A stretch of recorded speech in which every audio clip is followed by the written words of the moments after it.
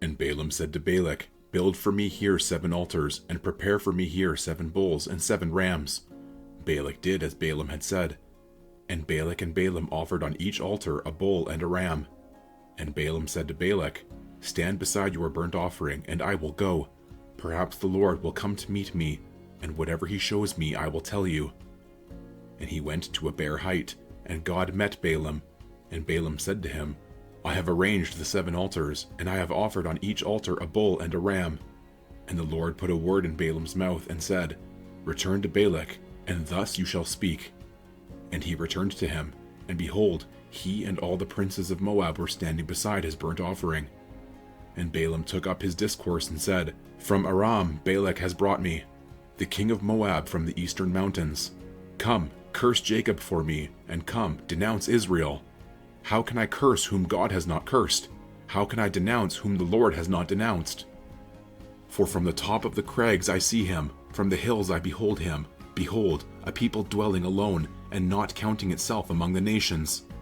Who can count the dust of Jacob, or number the 4th part of Israel? Let me die the death of the upright, and let my end be like his. And Balak said to Balaam, What have you done to me? I took you to curse my enemies, and behold, you have done nothing but bless them. And he answered and said, Must I not take care to speak what the Lord puts in my mouth? And Balak said to him, Please come with me to another place, from which you may see them. You shall see only a fraction of them, and shall not see them all. Then curse them for me from there.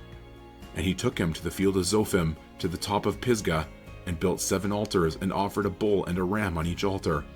Balaam said to Balak, Stand here beside your burnt offering, while I meet the Lord over there.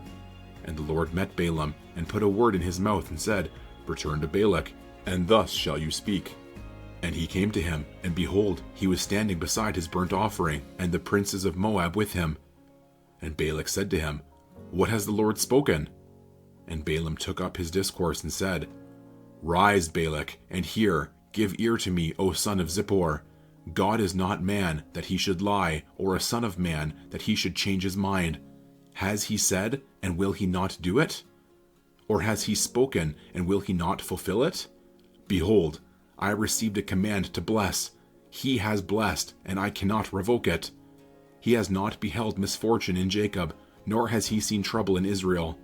The Lord their God is with them, and the shout of a king is among them.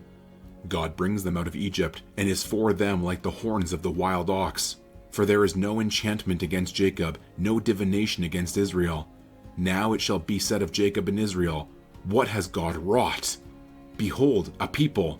As a lioness it rises up, and as a lion it lifts itself. It does not lie down until it has devoured the prey, and drunk the blood of the slain. And Balak said to Balaam, Do not curse them at all, and do not bless them at all. But Balaam answered Balak, Did I not tell you all that the Lord says that I must do? And Balak said to Balaam, Come now, I will take you to another place. Perhaps it will please God that you may curse them for me from there. So Balak took Balaam to the top of Peor, which overlooks the desert. And Balaam said to Balak, Build for me here 7 altars, and prepare for me here 7 bulls and 7 rams. And Balak did as Balaam had said, and offered a bull and a ram on each altar. When Balaam saw that it pleased the Lord to bless Israel, he did not go, as at other times, to look for omens, but set his face toward the wilderness. And Balaam lifted up his eyes, and saw Israel camping, tribe by tribe. And the Spirit of God came upon him, and he took up his discourse and said, The oracle of Balaam, the son of Beor, the oracle of the man whose eye is opened, the oracle of him who hears the words of God, who sees the vision of the Almighty, falling down with his eyes uncovered. How lovely are your tents, O Jacob, your encampments, O Israel! Like palm groves that stretch afar, like gardens beside a river, like aloes that the Lord has planted, like cedar trees beside the waters. Water shall flow from his buckets, and his seed shall be in many waters. His king shall be higher than Agag, and his kingdom shall be exalted. God brings him out of Egypt, and is for him like the horns of the wild ox. He shall eat up the nations, his adversaries, and shall break their bones in pieces, and pierce them through with his arrows. He crouched, he lay down like a lion, and like a lioness. Who will rouse him up? Blessed are those who bless you, and cursed are those who curse you. And Balak's anger was kindled against Balaam, and he struck his hands together. And Balak said to Balaam, I called you to curse my enemies, and behold, you have blessed them these 3 times. Therefore now flee to your own place. I said, I will certainly honor you, but the Lord has held you back from honor. And Balaam said to Balak, Did I not tell your messengers whom you sent to me? If Balak should give me his house full of silver and gold, I would not be able to go beyond the word of the Lord to do either good or bad of my own will. What the Lord speaks, that will I speak. And now behold, I am going to my people. Come, I will let you know what this people will do to your people in the latter days.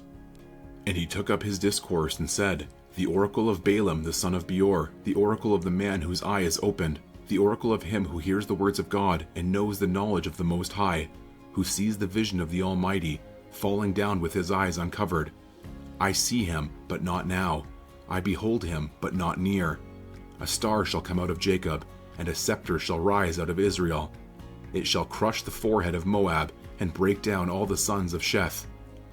Edom shall be dispossessed, Seir also, his enemies shall be dispossessed. Israel is doing valiantly, and one from Jacob shall exercise dominion and destroy the survivors of cities. Then he looked on Amalek, and took up his discourse and said, Amalek was the first among the nations, but its end is utter destruction. And he looked on the Kenite, and took up his discourse and said, Enduring is your dwelling place, and your nest is set in the rock. Nevertheless, Cain shall be burned when Asshur takes you away captive. And he took up his discourse and said, Alas, who shall live when God does this? But ships shall come from Kittim, and shall afflict Asshur and Eber, and he too shall come to utter destruction. Then Balaam rose and went back to his place, and Balak also went his way. While Israel lived in Shittim, the people began to whore with the daughters of Moab. These invited the people to the sacrifices of their gods, and the people ate and bowed down to their gods. So Israel yoked himself to Baal of Peor, and the anger of the Lord was kindled against Israel. And the Lord said to Moses, Take all the chiefs of the people, and hang them in the sun before the Lord, that the fierce anger of the Lord may turn away from Israel. And Moses said to the judges of Israel, Each of you kill those of his men who have yoked themselves to Baal of Peor. And behold, one of the people of Israel came and brought a Midianite woman to his family, in the sight of Moses and in the sight of the whole congregation of the people of Israel, while they were weeping in the entrance of the tent of meeting. When Phinehas, the son of Eleazar, son of Aaron the priest, saw it, he rose and left the congregation and took a spear in his hand, and went after the man of Israel into the chamber, and pierced both of them, the man of Israel and the woman, through her belly. Thus the plague on the people of Israel was stopped. Nevertheless, those who died by the plague were 24,000. And the Lord said to Moses, Phinehas the son of Eleazar, son of Aaron the priest, has turned back my wrath from the people of Israel, in that he was jealous with my jealousy among them, so that I did not consume the people of Israel in my jealousy. Therefore say, Behold, I give to him my covenant of peace, and it shall be to him and to his descendants after him the covenant of a perpetual priesthood, because he was jealous for his God, and made atonement for the people of Israel. The name of the slain man of Israel, who was killed with the Midianite woman, was Zimri the son of Selu, chief of a father's house belonging to the Simeonites. And the name of the Midianite woman who was killed was Cosbi the daughter of Zur, who was the tribal head of a father's house in Midian. And the Lord spoke to Moses, saying, Harass the Midianites and strike them down, for they have harassed you with their wiles, with which they beguiled you in the matter of Peor, and in the matter of Cosbi, the daughter of the chief of Midian, their sister, who was killed on the day of the plague on account of Peor.